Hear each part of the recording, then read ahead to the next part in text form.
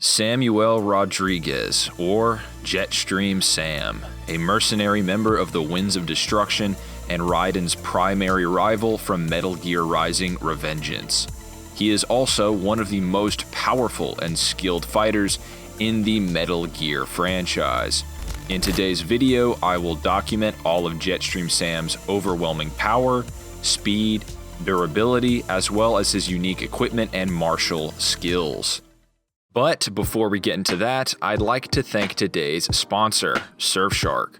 Surfshark is a VPN for desktops and mobile devices, which allows you to browse websites and streaming services exclusive to other countries, all while under cutting-edge cyber protection. Hackers, identity thieves, or the Patriot AI, whatever threat that might be after your personal data, should not be able to get past Surfshark's high-level encryption software, the very same kind of software used by the United States government. So all of your data, from videos, pictures, music, they're all safe. Fans of my videos covering the live-action Spider-Man movies should be happy to hear that, while unavailable on the United States version of Netflix, the series of films are watchable with only a few clicks, thanks to Surfshark's ability to essentially place your device in an entirely different region. From just one account, you can protect as many devices as you want, and by using the code CRISIS at surfshark.deals/crisis.com, you can get this incredible service for 83% off with 3 months totally free of charge. Now, onto the video. As it goes for video game characters, as I always do, I will only be considering lore elements from the games themselves, as well as canon supplemental material such as guidebooks and interviews, only using gameplay as far as scripted sequences such as certain QuickTime events or mechanics that are absolutely necessary to continue the game's plot. A sore point when it comes to die-hard Metal Gear fans is the state of Rising's continuity within the greater Kojima saga, as it were. This is fairly irrelevant here, as this is a video about Rising. Even if it might not be canon to Metal Gear Solid, it is obviously canon to itself, and the events of the Solid games have taken place in Rising's timeline, as demonstrated by the many references to those events within the game itself. So any impressive showings from the Solid games should be fair to use when scaling characters from Rising, even if you think it's some alternate timeline, for instance. With all that in mind, let's take a closer look at Jetstream Sam. Right from the get-go, Sam is demonstrably a far more powerful warrior than Raiden as he was at the very onset of Rising, shown capable of staggering and even launching Raiden even when their swords connect, ultimately brutally beating Raiden. This is extremely impressive already, as Raiden had just prior withstood physical strikes from and ultimately destroyed a Metal Gear Ray. The Ray units in Rising are even enhanced by CNT muscle fiber, making them even more powerful than the one showcased in the main saga. Those being mechs which were designed with the explicit purpose of combating Metal Gear Rex derivatives around the world, as well as the fact that Ray had damaged Rex throughout their mecha boss fight in MGS4, Rex being stated to have the greatest and most advanced armor ever devised up until that point in the timeline, scaling it above Metal Gear D, which is stated to be at least 3 times as powerful as TX-55, which was stated to be the ultimate weapon by Big Boss, someone with full knowledge of Peace Walker, a mech stated to be able to withstand a nuclear war by its chief designer. Considering the SAR bomb, Ivy Mike bomb, and Castle Bravo nuclear bombs were all detonated prior to Peace Walker's construction, they would all likely be considered when designing the mech's armor, meaning all prior mentioned Metal Gears can withstand up to around 60 megatons of TNT, or enough force to level an entire city. If we interpret the statements regarding Metal Gear D being many times more powerful than TX-55 as relating to its durability, which I think it's plausible considering it was also stated by the Metal Gear Solid Versus website to be pretty much better than TX-55 in every way. then Rex, and therefore Ray and Sam, would at least be able to endure forces exceeding 180 megatons of TNT, or well into mountain level, with Sam being able to destroy a Ray unit himself, as well as defeat Raiden, who had done the very same, making the scaling very consistent. This would all mean that Raiden, and therefore Sam, would possess power far greater than that of nuclear bombs. That isn't to say Raiden or Sam can destroy an entire city with a single attack, just that the energy and force behind their strikes and sword swings are equal or relative to the same amount of energy. Until they make a city-sized sword for either one of them to wield, they simply lack the surface area. Now, I know some of you are probably thinking about Raiden's lifting feats of tossing Ray and Metal Gear Excelsis, as I know you guys are prone to do. But once all the math is behind us and with the calculations made, either one of those feats pales in comparison to the nuclear bomb level durability of the Metal Gears, and aren't really useful when comparing the cyborgs to other characters in the series at all. Again, this very topic is broken down to far greater degree in my Cole versus Raiden video, but essentially, lifting strength has very little to do with combat, that being striking strength and durability. The greatest powerlifters in the world don't stack up to the world's best strikers in terms of punching power, and the kinetic energy which would apply to Raiden's durability, in which he sustains from his best lifting feat, that being against Excelsis, is about 5 million times less impressive than the power Raiden otherwise has from scaling above these nuke-level Metal Gears. To put it into perspective, the amount of blunt force energy that Raiden would endure from just lifting Excelsis would be 46 billion joules compared to the energy within a nuclear bomb, that being 251 quadrillion joules. It is simply much more impressive for Sam and Raiden to be able to destroy a Metal Gear than it is for either one of them to potentially lift it, at least when talking about these types of versus subjects. Regardless, what's really crazy is that everything I just said applies to Raiden at the start of Rising. It's only until he gets a new and improved cyborg body and Ripper mode, a state of mind described to increase Raiden's power, which Sam was more than confident he could take on, that Sam even considers Raiden a worthy rival. The same Raiden who had previously destroyed every other member of the Winds of Destruction.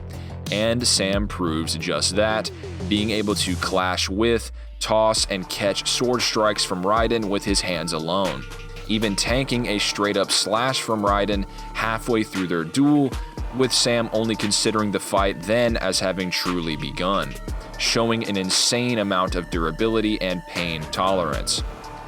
Considering all of this, I am a firm believer that this fight could have just as likely gone the other way in Sam's favor, just as I do with his battle against Armstrong. Armstrong was, in my mind, clearly going all out against Sam in their battle, based on his mid-fight dialogue, as well as his assumption of a Super Saiyan god-like state that we don't even see Armstrong use in his fight with Raiden. With that said, Sam was able to deal damage to the US Senator, flooring him with a series of quick-time event strikes, which lead right into the following cutscene. Sam floored Armstrong canonically, which is incredible, safe to say.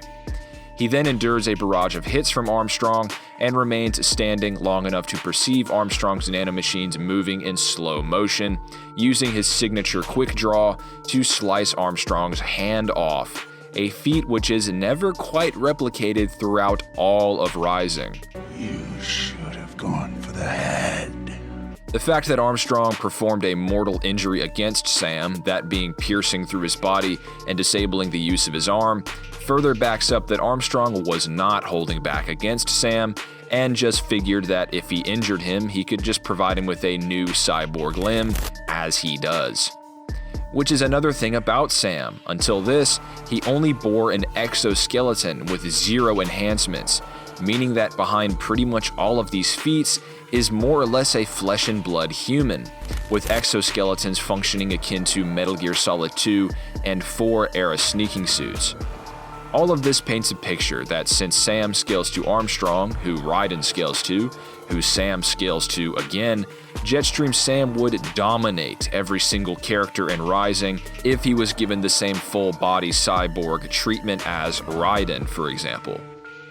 In regards to the speed of Metal Gear Rising characters, I again explained in my Raiden vs. Cole McGrath video, which you should definitely check out if you like Rising or PlayStation games in general. Various characters throughout Metal Gear like Solid Snake or Liquid Ocelot have been stated or shown to be able to react to lasers after they are fired, with Raiden as well boasting the ability to perceive Excelsus's laser beams moving in slow-mo while in blade mode.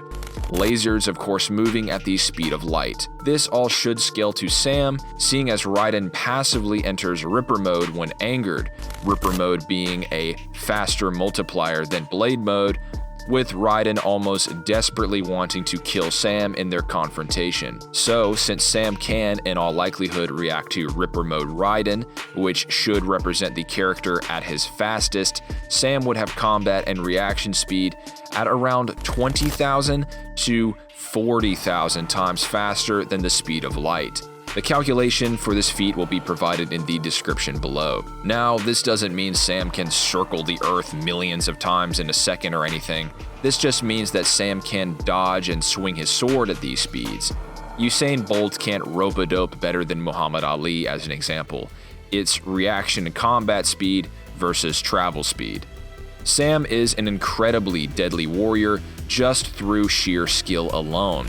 He is a master of the Rodrigues brand of Kenjutsu, an incredibly unpredictable sword style incorporating elements of the rhythm-based martial art capoeira. He was as well able to deduce both Raiden's training background as well as his emotional state simply through a couple of parries. Jetstream Sam's sword prowess is so great that he can consistently keep up with Raiden, someone who was able to outperform Solidus, another master of the blade, while having little to no training with swords himself. Raiden was as well shown relative to Vamp, a CQC user in a knife battle. While not all CQC is made equal, as pointed out by Solid Snake, the de facto master of the martial art, the in real-life creator of the art form, Metal Gear Solid military advisor Motosato Mori, said that the form only became advantageous when mastering knives and guns, which should apply to Vamp. Not even to mention that Raiden, when considering the events of portable ops, should have precognition, since the Metal Gear Solid 4 database states that Raiden underwent the same training as the Perfect Soldier had in the 1970s, meaning he could very well be able to read a person's movements and learn them faster than a human ever could, which means Sam can keep up with someone who, by all measures, should be one step ahead, a testament to Sam's skill, no doubt. Sam also showcased a degree of hand-to-hand proficiency, likely falling back on his capoeira training, being able to toss Raiden when the cyborg either ground or air dashed at him. Again, this is a scripted element. It was programmed thus that Raiden cannot hurt Sam this way in this part of the fight. I, however, don't really think this scales Sam's hand-to-hand combat skill above Raiden's, as in both instances, Raiden is already committed to an action. He's essentially just falling at Sam. It isn't quite like Sam has a prolonged, close-quarters combat engagement with Raiden exactly. Sam for sure scales to Raiden's sword skill, but it's a little bit iffy in terms of the hand-to-hand department. And ultimately, Raiden was proven Sam's superior, as we also know Sam was going all out in his final duel, but nonetheless, Sam is shown to be a master-level sword fighter and an expert hand-to-hand combatant. Sam's extraneous abilities and resources would come in the form of his provocation ability, as well as his enhanced Crimson high-frequency blade, the Murasama. To cover the former, the Metal Gear Rising Revengeance website details that Sam can verbally draw out the frustrations in his opponents, making them stronger and faster, but also more open to counterattacks. His sword is twofold, his sheath acting in tandem with his cyborg arm, enabling the quick draw ability, allowing him to dish out more speed and thus more inertia and power than he'd otherwise be able to output, as well as the blade itself, that being an incredibly crafted sword, only amplified by its high-frequency enhancements. I detailed the subatomic properties of the HF blade in my video on Cole vs. Raiden. Again, please watch it. But suffice to say, this blade grants Sam the ability to circumvent his opponent's durability by attacking their principal forms of matter, rather than simply their skin. Effectively meaning that, whether his enemy can survive a planet blowing up on top of them or even the Big Bang, Sam would still be able to cut into them because his sword is capable of directly assaulting his enemies on a fundamental level.